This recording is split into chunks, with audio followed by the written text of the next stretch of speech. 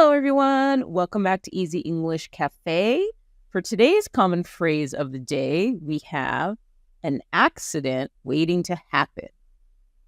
This phrase is used to describe a situation, object, or behavior that is likely to cause trouble, harm, or an accident if not addressed.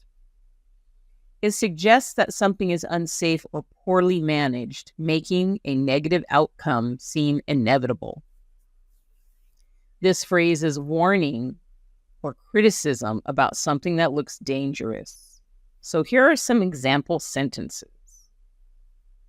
That wobbly ladder is an accident waiting to happen. Someone should fix it right away. The way he speeds through traffic is an accident waiting to happen.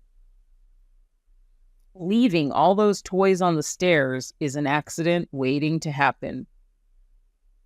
So you can use this phrase to point out risks or dangers in a situation and emphasize the need for caution or changes.